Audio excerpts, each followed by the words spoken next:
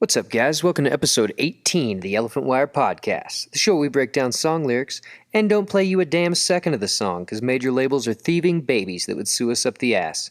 This week's episode, we're breaking down Love Song by Sara Bareilles. Let's fucking get some. Welcome to the Elephant Wire Podcast. Music, drugs, laughter, lyrics.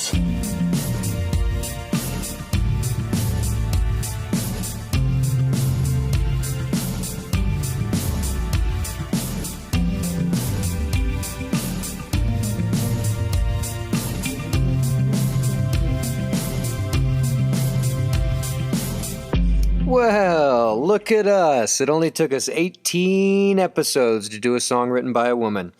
And I must officially confess that I am apparently part of the problem.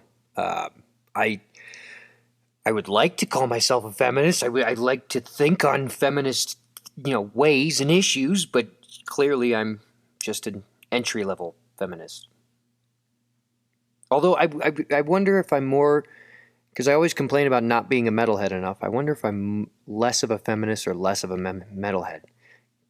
Because given the option, I think I'd choose feminist. Honestly, every time. I really would. Once again, sorry metalhead community.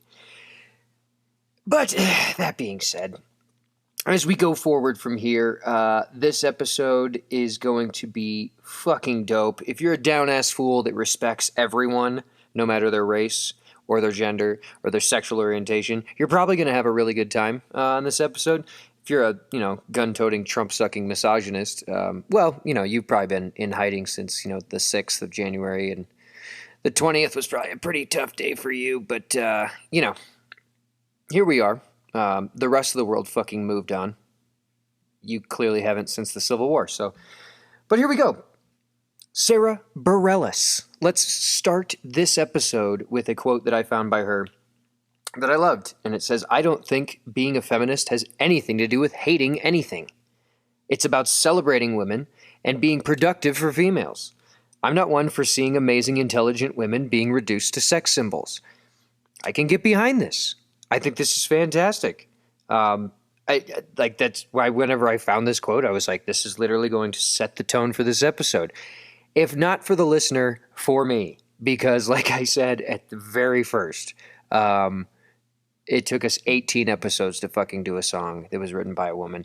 I promise that season 2 will not go that way. I promise in season 2 we will do better about highlighting incredible music that has been written by women. That was a lapse in judgment on my part whenever I was setting the schedule. And then, obviously it got past the suits, but they're fucking suits. And everyone knows suits are misogynist. So clearly they weren't going to fucking say anything. Fuck the suits. Anywho, let's get into it. Sara Bareilles, singer-songwriter, actress, author, producer, Broadway, Tonys, TV, movies. She's incredible. She's absolutely incredible. And I'm going to spend a minute here literally just listing not even all of her accolades, just a good portion of them. And I love doing this. I love starting every episode by talking about either the band or the musician or the artist or the songwriter or whoever, talking about their accolades because it really sets us up. A lot of times, like I think I've said this before on the podcast, we know how successful people are. We know their names and we understand some form of their success. But until you really just fucking list it all in order, you don't really understand how successful someone is. So, let's start here. Since 2004, Sara Bareilles has released 7 albums. Outstanding. She has been in 15 TV shows either as herself or as a character. In 2015, she composed the musical Waitress and wrote all of the lyrics for that musical as well. She won a Tony for her original score for her work of the 2016 Broadway musical SpongeBob SquarePants. I did not even fucking know there was a SpongeBob SquarePants musical. I feel like an asshole. I would have gone. If it's still out there somewhere, I would love to go. SpongeBob's the shit, man. Let's see here. The list goes on and on and on. In 2012, VH1 placed Sara Bareilles in the 80th spot of the top 100 greatest women in music. I would only assume that since 2012, she's probably moved up a few notches. I would hope she's at least in the top 50 now because, like I said, 2012, because already a couple of the things that I've listed, 2015, wrote a musical, 2016, she won a Tony. In 2018, she portrayed Mary Magdalene in the NBC musical television special Jesus Christ Superstar Live in Concert. She was nominated for a Primetime Emmy for that one, and she was also nominated for a Grammy Award for Best Musical Theater Album in 2018. Also in 2018, she co-hosted the 72nd Tony Awards with Josh Groban. Everybody loves a little bit of Grobe. For which she was nominated for a Primetime Emmy again. Sara Bareilles has sold over 1 million albums and over 9 million singles in the United States alone. She has earned nominations for 8 Grammy Awards with 1 win, and if that's not some bullshit, I don't know what is. 3 Primetime Emmy Awards and 2 Tony Awards. Now, is anybody going to fuck with Sara Bareilles? I don't think so, because you come after those kind of accolades, Sara Bareilles is going to get you. I'm just saying that anyone that would come after her is either jelly, petty, or just fucking lame altogether, because she bad. She bad. I'm all about this. But let's get into a little more of her background, because I wanted her very first quote that I read there and her accolades to set the tone. Because if you can't respect this upstanding, incredible piece of musical history that we have on our hands, this living legend, if you can't respect her now, then just go ahead and turn this off and move on to the next whatever it is that you prefer to listen to. Because we're just going to pump some Sara Bareilles tires for the rest of this episode. Sara was raised in Eureka, California, which is up in Humboldt County. She was in high school choir. She was in local community theater. She after high school, she went to UCLA, where she studied communications, which is, pretty standard for people that have no idea what the fuck they're going to do with their life to study communications.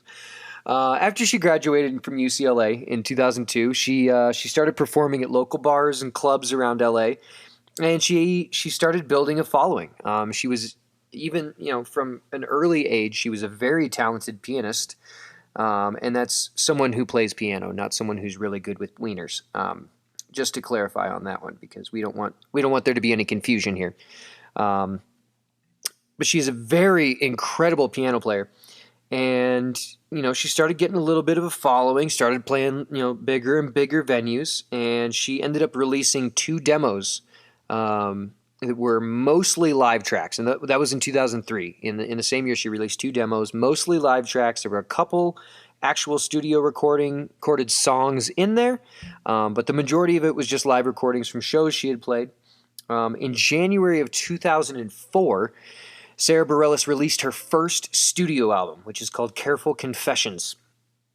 And on that album, she was able to sign a contract with Epic Records on April 15th, 2005, and she spent the rest of the year and the early part of 2006 writing, composing, and reworking a lot of her older songs for her upcoming, big release on her new, big girl album on the new label. So this is exactly where it all begins for us. June 2007. iTunes featured Sara Bareilles' song Love Song as the free single of the week. And it's funny, I actually remember this. Because I would check I forget what day it was. It always came out on. It was like a Tuesday or some shit. But I would always check. I would go on my computer and I'd get on iTunes, and I would see what the free single of the week was. And I remember it obviously was in June of 2007. I got on iTunes and I was like, Love Song? Gross. Ugh. I'm not listening to that. And I didn't even give it a chance. I did not even give it a chance. And I remember being very cynical about it right off the bat. But for Sara Bareilles, the following month, her major label debut, Little Voice, shot up to number 1 on the list of most downloaded albums on iTunes. Almost instantly. Within a month. In its first week of release, Little Voice had debuted at number 45 on the Billboard Top 100 charts, which is incredible. After being featured on a Rhapsody commercial, the song Love Song, it started climbing the charts, and it started climbing the charts quick. It jumped to number 16 in 1 week, and it got into the top 10 on the Billboard Hot 100 in December of 2007. So, in June, song comes out as the single. Within a month, I have a hair in my mouth. How are you supposed to host a podcast with a hair in your mouth? Gross. Okay. Within a month, it fucking skyrockets up to where it actually is. It finally peaks in December of 2007 at number 4, is where it lands. In 2008, Love Song ends up landing at number 7 on the Hot 100 year-end list, where it stays today, because it's a year-end list. Where, at the end of the year, that's where it's at, and it will be there for the rest of time. Those lists are actually really fun to look at, because sometimes it kind of reflects, a lot of it has to do with where you were at in your life and the people that you were around and your friends, and what vein of pop culture that you more so gravitated toward. But it is still fun because to look at those lists and be like, oh yeah, I remember that song. I totally forgot about that. I wonder what happened to them. It's a whole lot of that. A lot of one-hit wonder kind of shit. But we also have gold gems, just precious sapphires, like the great Sara Bareilles, who is still with us today and still fucking killing it and still knocking down barriers. In 2010, Little Voice, her first big studio album, had been certified platinum. Just not long after its release. It was certified platinum, and the album peaked on the Billboard Top 100 at number 7. In the UK Top 140, it peaked at number 9. And her single, that is the point of our episode today, Love Song, has since been certified triple platinum. Absolutely outstanding. Now, let's start to get into this. This episode is going to be a touch different because it's going to be so centered on the actual song we're talking about today. A lot less about the album, a lot less history and things of that nature, a lot more just about the song itself. And I wonder, I brought up that this is one of, a few friends and people, neighbors and, my mailman, just asking different folks, about if they know the story behind this song. And it's honestly really split. I mean, the people that do know the story behind this song, Love Song, the people that do know the story, like, they fucking know it, and they know it by heart, and they're like, oh, yeah, I know that story. The people that haven't heard it before are a lot like the way I was whenever I first saw this song being pitched on iTunes in 2007. They're like, Love Song? Pfft, yeah, I'm good, dude. It's like, no. You need to know the history. So if you're out there listening right now, hopefully you learned something new about the story. If you don't know the story, well, buckle in, because here we go. Sara had been in the studio, and she'd been writing, recording her first album, Little Voices. Like we were talking about earlier, she signed her record deal, and it was like, okay, get in the studio, write your big album. Like, here you go. Like, it's time now.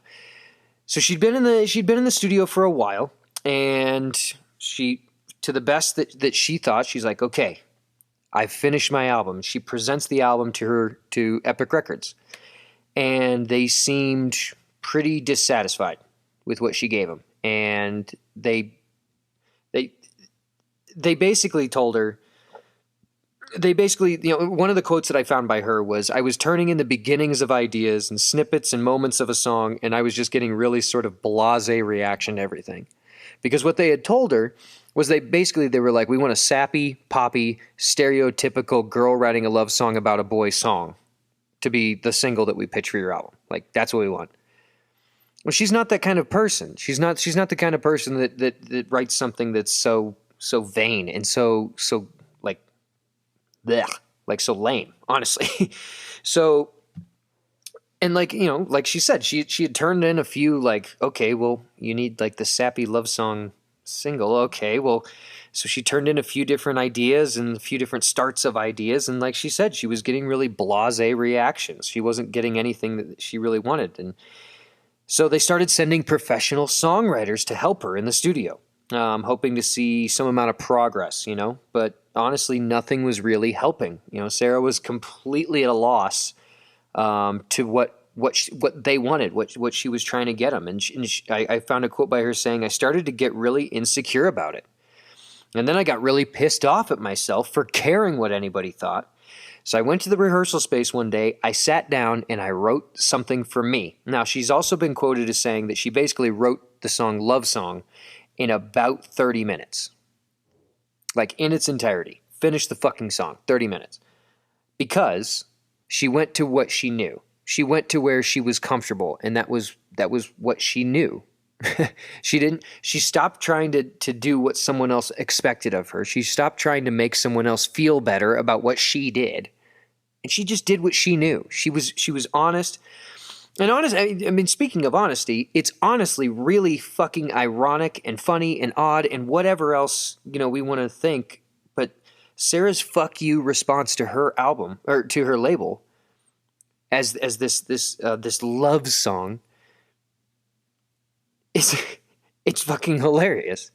Because what they asked of her is, we need you to write us a love song. We need something sappy, something stereotypical that we can toss on the radio so we can make some money off of you. And what did she goes in the studio and she writes a song that the chorus is, I'm not going to write you a love song. And boom, it's fucking triple platinum.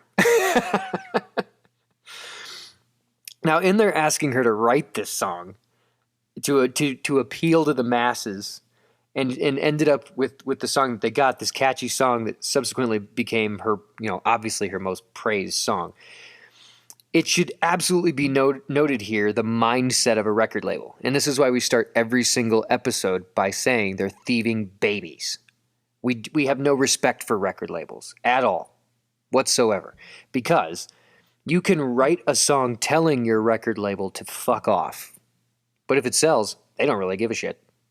They don't care at all. They are heartless bastards that do... Well, okay, Heartless Bastards is a really good band, so we're not going to call them that. We're going to call them dickholes. Labels are the shittiest of the shitty as far as what businessmen are out there. Because they take people and they take their art and they monetize it for their own good, heartlessly, emotionlessly. Because especially whenever it comes to a female artist, and this is our first of the many feminist rants that we will go on this episode, especially whenever it comes to female artists. Because you will be absolutely hard-pressed to find a female artist that is not sexualized in some way, or their sexuality is not the driving force. Someone can't name 3 other songs, but they know exactly what they look like, they know all their dance moves, and they've seen all of their videos. They're not a musician. They're not an artist. They're a sex symbol, being plagiarized as an artist. I mean, they know exactly what they're doing. They force these girls as marketing for their own music. They're these girls' bodies as the marketing for their music. I mean, someone like Billie Eilish. I knew I was gonna fuck up her name. I was gonna sound like a dad. I knew it. I'm not even gonna try it again. God damn. I'm trying so hard. I really am. But this is why someone like her is incredible. And I must be honest, I really do not listen to a lot of her music. However, I have the utmost respect for her. I absolutely do. Anytime I see a video of her in an interview or something of that nature, I respect what she brings to the table. I absolutely respect the way she carries herself. And I absolutely respect the fact that she refuses to be a sex symbol. She will not let her body be the driving force of her talent. Her talent is the driving force of her music career, which is the way that it fucking should be. And any musician out there that I have no problem with a girl that chooses to flaunt her body. That's not the fucking point. The point is that these labels, these shitty dudes sitting in an office tower, heartlessly, emotionlessly, honestly, without a care in the world, as long as checks come in, they do not care how it affects the people, the musicians that are on their label, especially whenever it comes to the women on their label. They are things to be used for a goal, and that is the end of it. And whenever we have someone like Sara Bareilles come along, and she raises the middle finger in this way that she did, we have to pay her credit. We have to give her dues. Absolutely every time. And the song we're talking about today is the first song on a 12-track album. It was the first single for the album, as we discussed. It is 4 minutes, 19 seconds. Nice. Super close. Nice. The song starts out with that incredibly... It's very easy. I mean, you could be in the parking lot of Walmart, and if it starts playing inside, you know what song's about to come on. That is super recognizable piano. Dun, dun, dun, dun. You know it the second you hear it. And it embodies all that angst and all that passion that she literally had no choice but to fucking just dump. I mean, because it's as we were referencing earlier, can you imagine the people that they were sending in to help her write the song that this record label expected of her? Without giving her really any direction of what they wanted. Literally just kept saying, nah, when she would bring them ideas for songs that she had. And so they start sending in people to help her write this song. Can you honestly believe the people that they were probably sending in to help her, with her just staring at them like, who the fuck are you? Like, what are you doing? Because what they wanted from her was a sappy pop song. So obviously they're going to send in people that are really good at writing sappy pop songs. Sara Bareilles does not write sappy pop songs. She has nothing to fucking do with that. They might as well have sent that guy in to help Metallica write their new album. It probably did just about as much good. Like, what are you doing here? Yeah, I don't want your help. When we get in the verses, the piano stays pretty true to the intro. However, the band really starts to build in and layer in as they do throughout the song. The chorus is where our vocals, they become a touch processed. However, it's incredibly tastefully. It's more in a melodic fashion, and not, it's not like she's doing auto-tune or something. But as far as the breakdown of this song, I mean, whenever I started put together the schedule for this season, I knew that I wanted this song to be on here because of the great story that comes behind it, and because of the giant middle finger that Sara has raised to the music industry and to record labels. And for that, we thank her.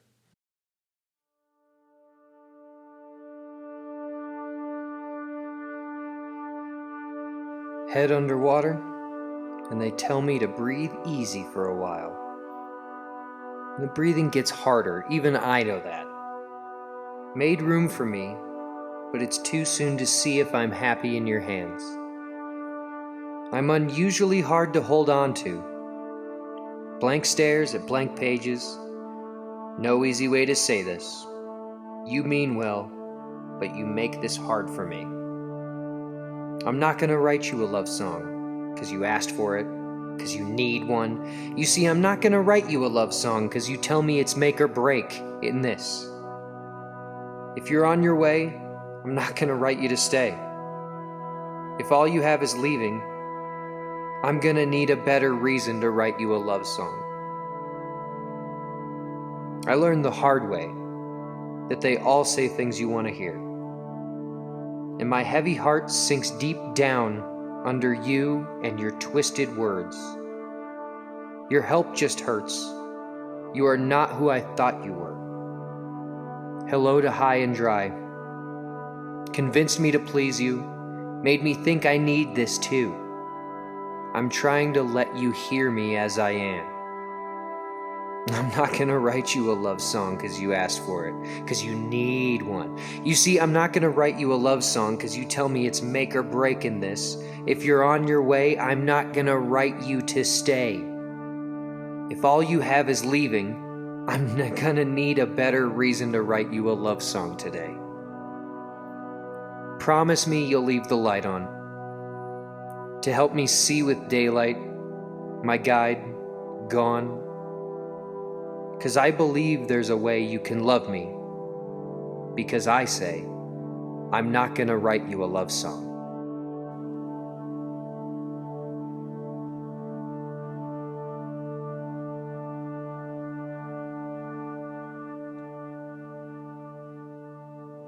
Hell yes. Hell yes. I am excited to start diving through these lyrics. This has been a long time coming. We've set up the song. We've pumped the tires of Miss Sara Bareilles. This is good times. I'm into this. Verse 1. Head underwater, and they tell me to breathe easy for a while. Great way to start the song. Sets the fucking tone. Just the amount of pressure that she was getting from her label. I mean, obviously, it'd come to a point where she felt as if she was fucking drowning. Ooh, delicious. Obviously, she'd felt like she was drowning. I mean, she head underwater, you tell me to breathe easy for a while. She's getting one side of this information, but she also knows how she feels. The breathing gets harder, even I know that. She was incredibly new to the game when she was writing the lyrics of this song. She was very new in the music industry. And she was even more recently signed to such a major label.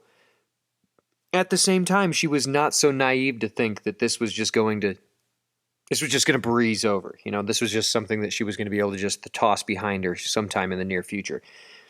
The more popularity she gained, the more her label was going to want to control her content. She knew this. Breathing gets harder. Even I know that. I might be new to the game, but I know this is only getting started. Made room for me, but it's too soon to see if I'm happy in your hands. I'm unusually hard to hold on to. She's very self-aware. She absolutely knows who the fuck she is, and she's very honest about who she is. She also understands what she signed up for. Is what she's saying here. It's made room for me, but it's hard to see if I'm happy in her. She knows that they've gone out on a limb. They've kind of taken a chance by signing her. No matter how talented she is, she knows that, you know, this is a business deal. She understands that aspect of it. However, she does admit that she will not be making it easy for them. And hell yes. And, you know, I talked to a few friends recently, and I was wondering if we could give her this status. And I think this is the point in the song where we're actually going to give Sara Bareilles bad bitch status. That's exactly who she is. She's a bad bitch. And we like that. Because I'm unusually hard to hold on to. She's very self-aware. She's not going to make it easier for them. And she continues to keep going. Blank stares at blank pages. No easy way to say this. You mean well, but you make this hard for me. Now, remember earlier when we were talking about how they were bringing in songwriters to help her out with, you know, fulfilling whatever it was that they were wanting her to do, but weren't being honest with her about what they wanted from her. that whole scenario. So, again, she's very self-aware in this situation, you know, not to mention the balls it took her to just fucking hand this song into them. I mean, I can only imagine her walking into that office and being like, here you go. Like, fully expecting probably to just be told, like, get out of this office. Like, because that's the thing. A record company, a record label, they can terminate their side of the contract anytime they want. That's the way it's fucking written. As the musician, you are locked in for the rest of your goddamn life, and there's nothing you can do about it. That's just how they do this on purpose. And she knows what this relationship is. It's a business relationship. They need her talent to increase their profits. So the difficulty she's facing, in her words, is not necessarily from the request, but it's that it would have had to come from a place that isn't real to her. You know, obviously, Sara is as real as the streets. Like we said, we've given her bad bitch status. We like that. You mean well, but you make this hard on me. You know, they're expecting her to write something that she doesn't feel. She has no bearing on. She has no desire. And she comes out of this, and when we go into the chorus that everyone knows so well, this first chorus, we're gonna look at the first part of the chorus. And then we're going to spend our efforts there because we'll cover other parts of the chorus as we go on through the song. But when we look at those first couple lines, the blatant reasoning for her thought process is so fucking metal. I'm not going to write you a love song because you need one. And you can almost, when she's singing this, you can hear just the dripping sarcasm. Because like I said, I mean, she wrote this song in about 30 minutes. Does that mean it was written, recorded, produced, engineered, all that? No, that's not what it means. What it means is she wrote the fucking song in 30 minutes. And how awesome it would be to hear one of those earliest versions, because I can only assume because of the place she was at, because of what she was going through in life at the time, and because of everything that had culminated to that moment. Literally, her entire music career hanging everything she'd been working for since, being in school plays in high school and being in UCLA and playing in venues around LA, and everything was coming down to this moment of someone having an expectation of her that she had no way of fulfilling in the way that they desired. But at the same time, knowing that unless she does, it's all over. It's all over from there. And she goes into the second verse and she says, I learned the hard way that they all say things you want to hear. Now, we've all had to learn that lesson at some point or another. However, for Sara here, once again, she had to learn the hard way. Those early meetings that she probably had with Epic Records, with them talking about, oh, we love the songs you've written. Oh, we've seen you play. Oh, we love the way you play piano. We love that you're so real and you're not just some pop artist. For her to be in the situation that she's in, for them to be saying, yeah, we need a fucking love pop song. If you could get that to us, that'd be great. Thanks. Like, but you told me, from all we've learned from her thus far, we know how intelligent she is. We know all that. We know how learned she is and how smart she is, how she is not one that is gullible and one that is going to be talked into something. I mean, she's done everything so far up to this moment as a businesswoman. And we can go out on a pretty short limb and say she most likely did not sit in those meetings leading up to her record deal, all doughy-eyed, just believing all their sales tactics and all of that. However, as she just said here, she still had to learn the hard way who a fucking record label is, like who they are. And what do we say on this podcast? Once again, they're thieving babies. We do not respect them, and if given the opportunity, we'd pee on their cars. Which, it's a victimless crime, so that'll show them. But she keeps going and says, and my heavy heart sinks deep down under you and your twisted words. Now, I can only imagine the amount of manipulation that she had endured over the weeks, leading up to her turning in the song she had. And like she said, getting these blasé responses. But as she says, your twisted words. It's the twisted reasoning meant to remind her of her place. Is what those twisted words were. They were to remind her of her place in this business deal. You are the talent. Write us the fucking song we asked of you, and that is it. That is your place. Your twisted words, your help just hurts. You are not what I thought you were. Now remember, like we were saying before, they had sent in professional writers to try and help her, and like we were saying before, can you imagine the fucking nerds that they were sending in here? Like some stiffs, some office suits, sending in writing nerds to help her with her writer's block that was imposed on her by them in the first place.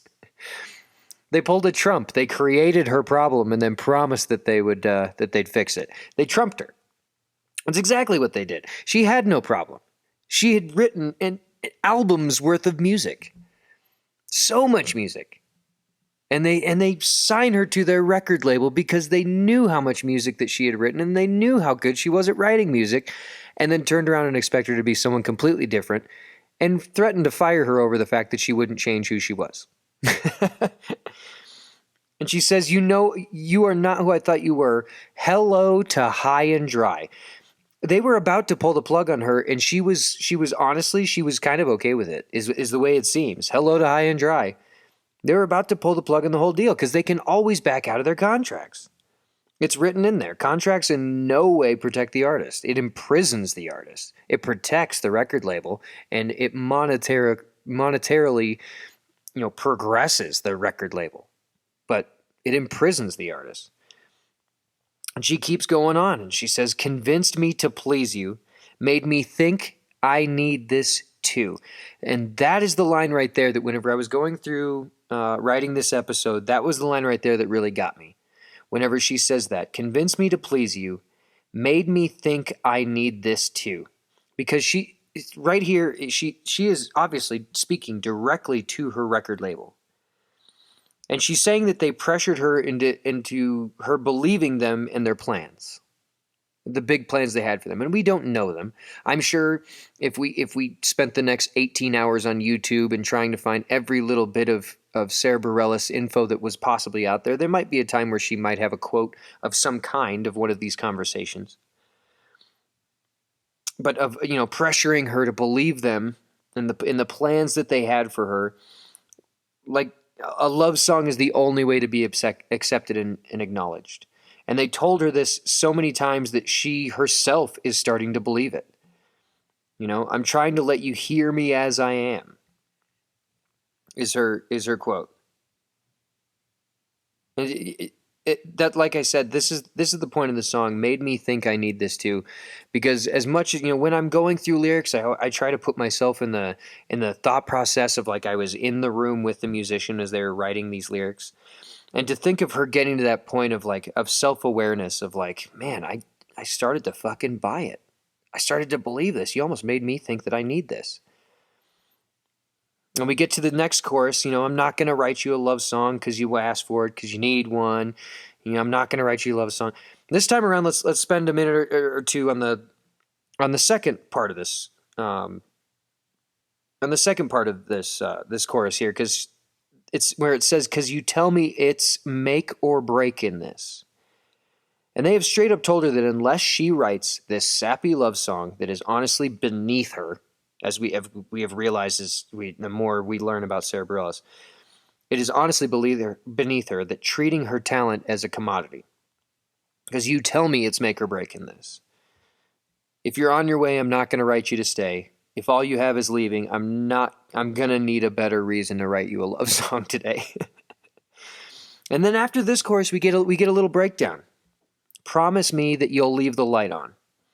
Now, if I had to make an informed guess, we have a couple different ways that we could go about this. One, this is a part of the song where she's kind of almost like, fine, I'll meet you halfway.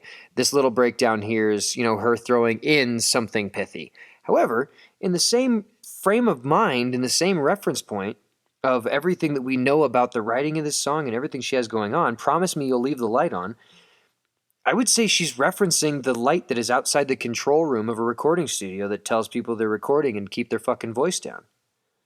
You know, she feels forced as she's gone about writing this entire song. It feels incredibly forced, but she still is trying to exceed expectations. She's still trying to actually fulfill her part of the deal, no matter how much she hates it, no matter how much it's beneath her, and no matter how much she doesn't even have she has no weight to add to it. And she continues by saying, to help me see with daylight my guide, gone, because I believe there's a way you can love me. And she's pleading with them to give her an opportunity to prove herself by being herself and not by being some fucking cookie cutter sellout. And she ends the breakdown by saying, because I say, I won't write you a love song because you asked for it because you need one. This time, however, it's relatively the exact same chorus, a couple like little nuances here and there. But when we get to the end of the chorus, she says, I'm not going to write you to stay. If your heart is nowhere in it, I don't want it for a minute. For all accounts and purposes, thus far through the song, her reason has been because. That has been her reason why she's not going to write a love song. Because. And honestly, if she left it at that, that's all the fucking reason she needs. I mean, feminist rant number 2. When women have to explain themselves of why, especially in this parameter, in the business dealing of like, well, you're just a woman. Why? Honestly, the reason of because is fucking enough. Because. Don't fucking want to. Because. However, she indulges them by saying, I'm not going to write you to stay. If your heart is nowhere in it, I don't want it for a minute. She now has really given more of her reason of why she will not be writing a love song. We have that base level of reasoning now. I'll walk the 7 seas when I believe that. There's a reason to write you a love song today. Now this right here is the fucking dagger. The stab, the twist, the stab, couple more twists. She literally tells her label, I will walk on fucking water the day there's a reason to conform to your bullshit. That is absolutely fucking incredible. I love that.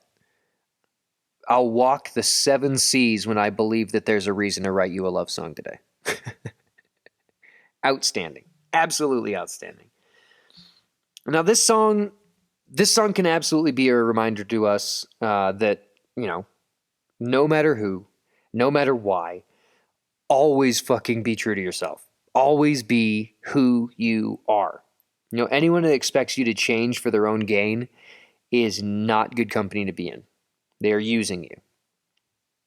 Now, is that statement revolutionary in any way, shape, or form? Not at all. Not in the fucking slightest. However, the lesson itself is a lesson that all too often we find ourselves in too deep before we realize that we are being used.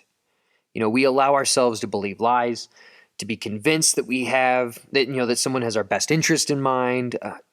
Just stick it out. I can do it. Just stick it out. They mean well. But sadly, by the time we usually figure out that someone is just trying to use us as a commodity, the damage is already done.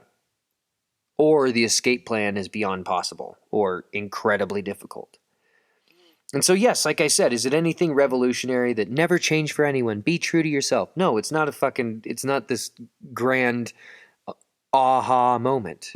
However, how often do we honestly have to relearn and relearn and relearn that lesson? It's a lesson that we all can take heart in, that even someone as successful and someone as driven and someone as talented as a Sara Bareilles, even they had to learn this lesson. And they've obviously come out of it. And I'm sure there were times along the way, even after this, that they had to relearn that lesson and relearn that lesson. Now, is this something to look at from a fatalist point of view? I would say absolutely not. I honestly think this is rather beautiful because, when we see a story like Sara Bareilles, who overcame sexist bullshit, expectations, and she did so with grace. She did so with transparency, obviously. We just went through the song. She tells everyone exactly what fucking happened. We know we have the ability to do the same. We know it's possible. We absolutely do. Okay, well, obviously we're not trying to overcome sexism in one episode of a fucking podcast that 9 people listen to. Obviously, that's not my point. My point is, we're trying to overcome, if anything, I should be undercoming. No, oh my God. Now I'm trying to come on sexism. There. Maybe that's what I'm trying to. Yeah. Take that sexism. I'm going to come all over sexism. Ha. Maybe that's what I meant the whole time. I don't know what I fucking mean. I had a thought, I really did, and then I threw myself off by thinking about coming on a sexist. Which is kind of, that's one way to do it. It's like throwing, fake blood on people that buy fur coats. Throw jizz on sexists. That's pretty goofy. That's really fucking goofy. But anyway, this was a good time. I honestly, I really enjoyed this episode. I really enjoyed this song.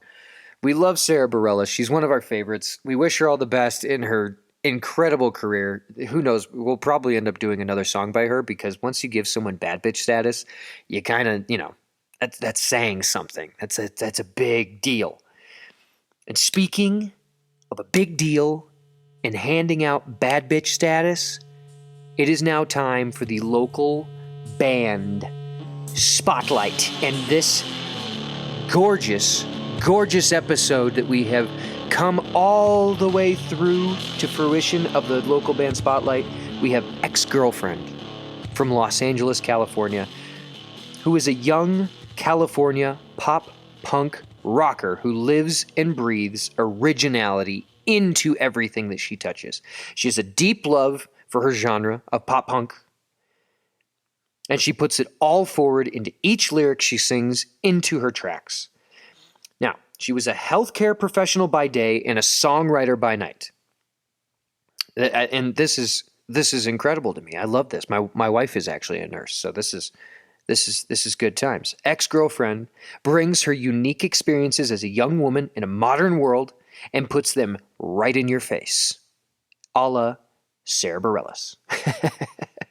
Which is exactly why I wanted to feature Ex-Girlfriend's music on this episode. Each line of her music has something new to say about life in our world while still capturing you in an upbeat presence. Although she has a deep passion for music her whole life, ex-girlfriend had first taken the safe path with a career in nursing, but was forced to neglect her creative side because of the demands of the schooling and the work that comes with being a nurse. And I know this full well. My wife is a nurse. Watching her go through school, how demanding actually the healthcare field honestly is on someone.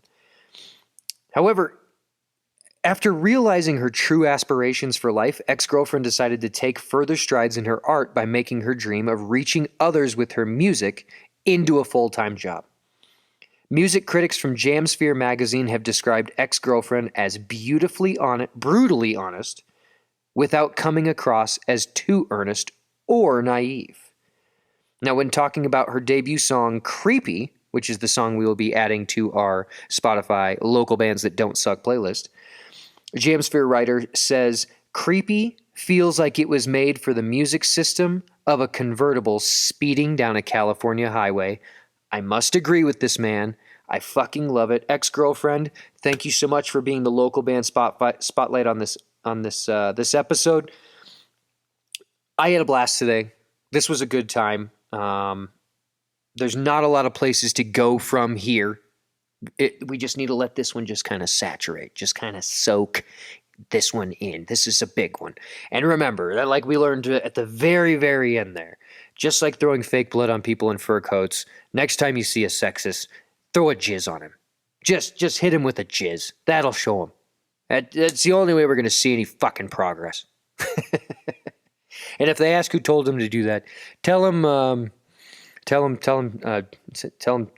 Hippie Kyle sent him. At any rate, thank you so much for tuning in today. If you like what you heard here at the Elephant Wire Podcast, hit us up on Instagram or on Facebook. Let us know you're into us. Go to anchor.fm/the Elephant Wire Podcast. And if you like what we do here, you can support us on there monetarily. That would be super fucking dope. Only 2 episodes left this season. Next episode, next Monday, we have our final lyrics episode. The following Monday after that, February something, we have the final episode of the season, which will be drug stories from concert goers like you. I have been so fucking excited about that episode the entire season. We have quite a few submissions already. I'm very excited to read them to you guys in the episode. We have a couple that people have recorded their own, so I'm going to let them tell their own stories. Support local music, you guys. Support local music. Support local musicians. Support your local businesses. This COVID shit is getting really fucking annoying, as if it hasn't been all the time. But if we haven't figured out that we all need each other by now, then there's got to be some way to learn the fucking lesson. We got to support each other. We got to take care of each other. We're all in this together. And the only place to go from here, fuck the man, hail Satan, hug your mom. We'll see you guys next week. Also, Trump's not the fucking president anymore. Can I get a hell yeah? That's what's up, dude. He's not the fucking president anymore. Fuck you, Donnie.